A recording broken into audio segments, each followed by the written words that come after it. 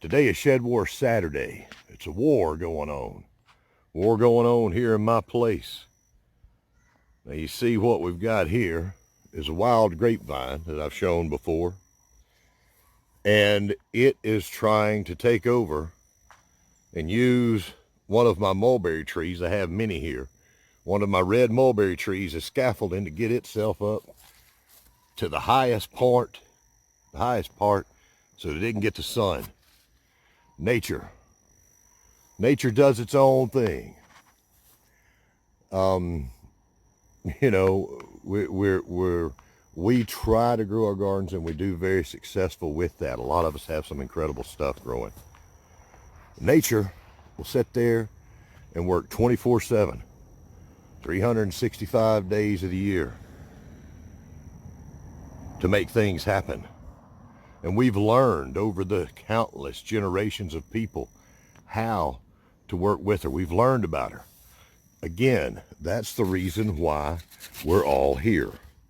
Because people in countless years past, thousands and thousands of years past, have learned about these things. Everything that we have today that we eat came from those times and those people and that struggle to survive every day. Even if it was just so that, you know, your young ones could make it to see another day as you fell to the wayside. Now, this is pretty dark thinking if you think about it. And Shed Wars is a lot of fun. A lot of trash talking, a lot of growing food, sharing tips, and having fun. But let me assure you that in its original conception, Shed Wars is about helping people making it through some times in the future that are quite uncertain and really demand our utmost attention right now. Let me take you on a hunt for something. I can't find a whole lot of it. I've gonna find some of it. I'm going to show you about one of those things that can help you. It's a wild thing, and it's wonderful. All right, I found one. Look at this crooked little wizard stick I've got here. It's almost a wizard stick, almost a witch's broom. This plant is dried up. It's no good to me now, but this is exactly the species that I'm looking for. Now we got to find one that's good to go. All right, here we go. I found one. Look at what I've got here. Do you see this? All right, this little stalk right here. Let me see if I can put you in on the dramatic here. Dramatic cam. All right, look at that. Look at that action right there. Stripping all that off. I lost some of it. Here's a little bit right here too. This is a seed stalk of curly dock. And this is a clear jar. It's got those curly dock seeds in it. I'm going to see if I can get a little bit more of this. Well, I've been hunting for some more curly dock. I just can't find any more. They are like everything else. They have their season. They grow, come on up, and then they die back. They are a relatively like a green plant, and the heat will affect them. Some people may have curly dock and red and all kinds of other dock plants still growing. I don't here. Everything's going to seed. It'll be back next year. It's one of the wild things. But look at here. This is one of the topics of discussion today I wanted to bring you. It's a wild thing called plantain. Many people have talked about it. It's a wild edible, and it has certain medicinal qualities or herbal qualities. Don't know what we can say anymore. But look at this. Look at this beautiful plant. Look at this. It's edible just as it is, right? Lot of documentation on here. But look at this. Look at this beautiful, beautiful seed stalk. I have a lot of this around here. I encourage it to grow. Last year I collected a great many seeds and shared them out. Look at all the seeds here. Okay?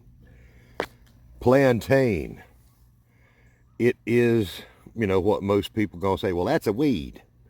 Well, that's a weed. There's all kinds of weeds to people that want nothing but grass and value nothing but grass and going to the store to get their groceries. But their ancestors didn't. Look at that. Looks like some kind of little beautiful green snake or something. Beautiful, beautiful stalks. I won't pull any of these. I have many of them, but it would just be pulling them to show you later on in this video. So we'll just let you see them here. These will go to seed, and I'll have plenty to share out later. Let me show you something else. I've talked a lot about red sumac. Here's what the seed head looks like at this time of the year, here in the middle of July. These little berries are edible. I'm wondering if they can be used for something else. Okay, I don't know. Look at that. These red sumac, these were a primary ingredient in an old Indian or old Native American food called pemmican. It was red sumac berries and jerky of some kind mixed together to make an excellent trail food, or for them, just food, right? That was everyday food. It's another wild thing, but I'm wondering if it has more uses than just ground up. Now look right here real quick, see?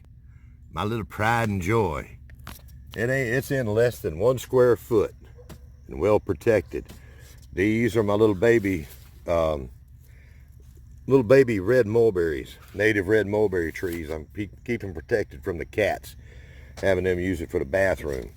All right, but this is going to be a good platform for me to show you this. All right.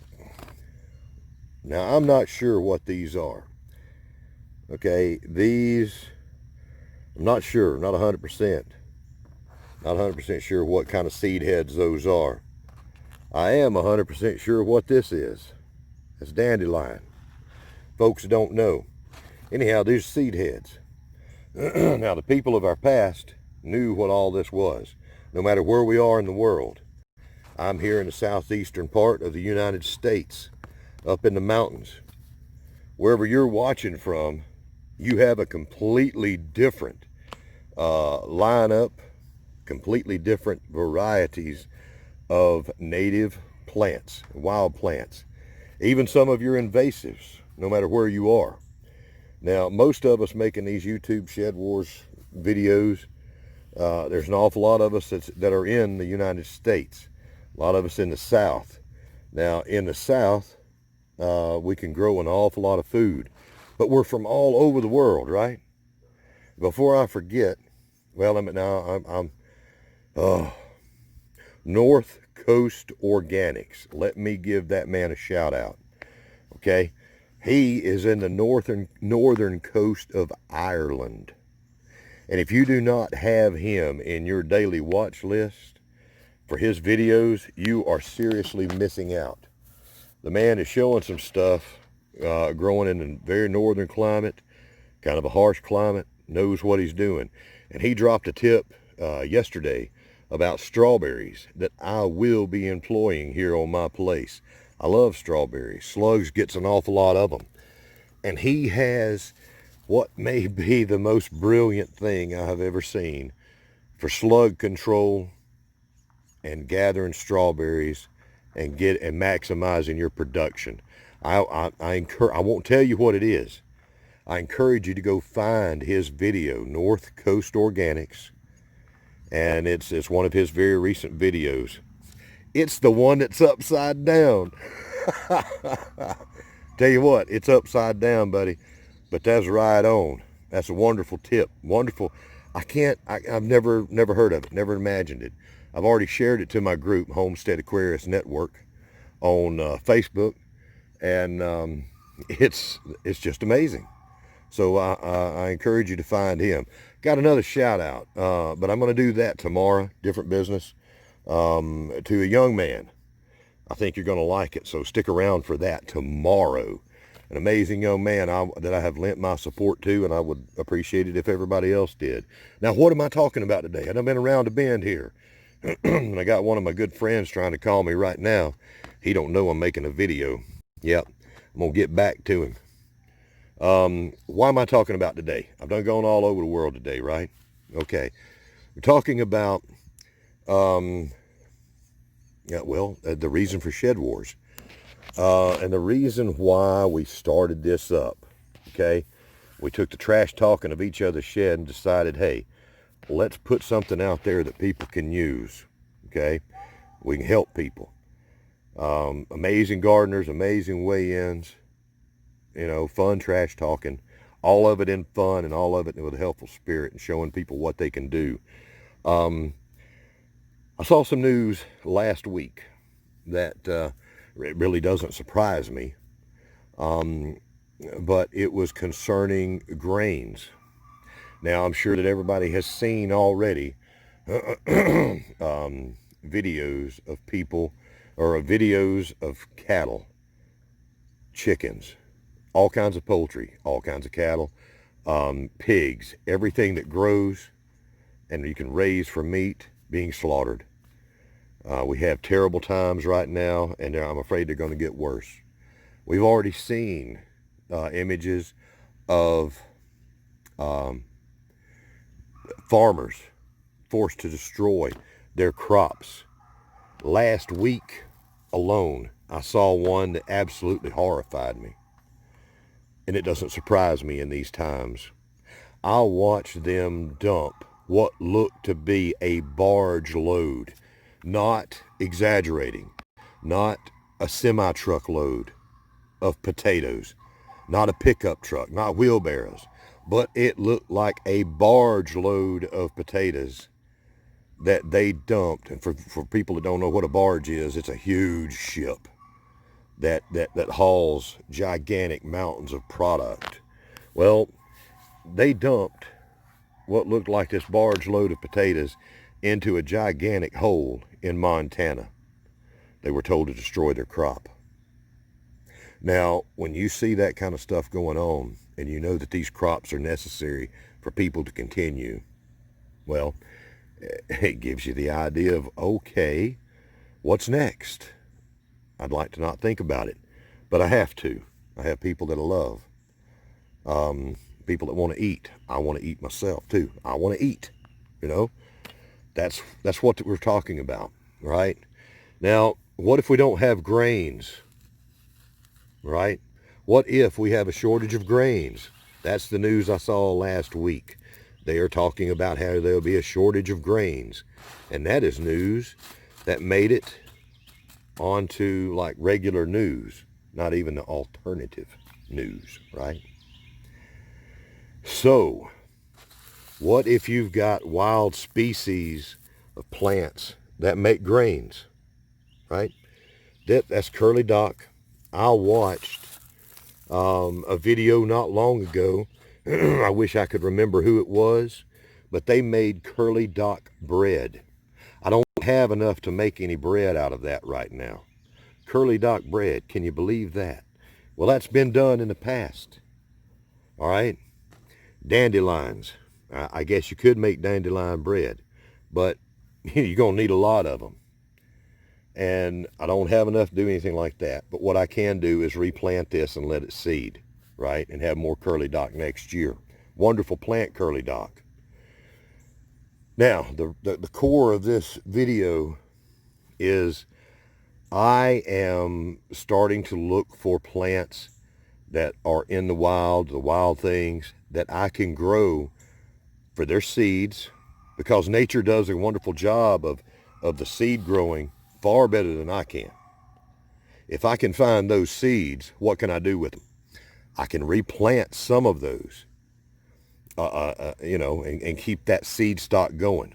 Anytime you're in the wild, only gather like either 10% or up to 30% of what you find. 10% is the best amount because it's the least amount. But grow it on your own. Grow it on purpose. And then what can you do? All right? Dock is an edible plant. These seeds What if you sprouted them? Most of us have heard of sprouting grains and microgreens. But what if there is a shortage of our normal grains? Wheat, oats, sunflowers, all these kind of things.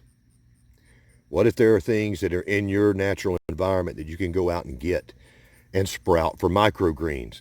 I'm here to tell you that there are. Doc, dandelions. Dandelion is a completely edible plant. All these little seed heads that trouble so many people with their yards, those make edible microgreens, edible sprouts, as well as your beans and other things like that. Plantain. Those seed heads I showed you with the plantain, they're edible, right? If you use those for microgreens, you've got an edible food. Now, the thing that makes sprouting these seeds, like beans, okay? Beans, normal, just about every kind of beans, have a certain nutritional value. But when they soak in water and they actually start sprouting, the chemistry inside those beans changes, and nature starts converting all those starches and proteins into more powerful compounds, and they're more nutritious. They're up to 40 times as nutritious as a sprouted bean or a sprouted seed as they are if you just ate the bean. Can you imagine that? Just add water, okay? What I want to do is I'm going to be doing research and finding out what around my area I can do this with. And I would encourage all the other shed warriors to do the same. I think it will help a lot of people. Maybe it just helps a few. But this is another resource. Wild plants that we can find in our area that we can sprout and use for microgreens, or even just the grain itself, okay? And we can bring an extra dimension of food, okay? Sometimes it just comes down to a tiny little handful of food that will keep you alive or someone else. Off the top of the list, curly dock, dandelions, plantain, quinoa, amaranth. You know, there's so many things out there. Rye is a good one. I'm not sure about the microgreens part about rye, but once you plant rye, it's there forever. It's a wonderful grain to keep coming back. That's an awful lot of rambling. So I'm really reaching out to other YouTubers, and it doesn't even matter if you're in the shed wars. I think it would be a wonderful thing for anyone to do. Wild edibles, you know, that's a wonderful channel. T and Woman Tanya Neal, wonderful channel, talking about wild edibles of all kinds and medicinals. If you've got a channel out there, you want to go out and get on there and learn about what plants might be able to be sprouted and used for microgreens, or used to make bread, you know. Things like this may help somebody. I have a feeling it will. Make videos like that. I'd love to see them. I'd love to see what people come up with across the world. Let me tell you something. Let me show you this right here, real quick. Little gear tie. These little bendable ties. I just added that to my tech line up here. That right there, I think, is going to help me along with Joby to do some really good stuff. I just wanted to pass that along. Little bendable, these little twist ties, you know. Find you some of them. I'm going to put them to use here. What else? I guess there ain't nothing really but to say goodbye. I haven't made a video in a few days, and wanted to go ahead and get a Shed Wars up. This was on my mind. Maybe not the best well done one, but I am encouraging other people, my other YouTubers, to join in. You know, no trash talk, just serious talk. And I'd like to say hey to Miss Lovelady's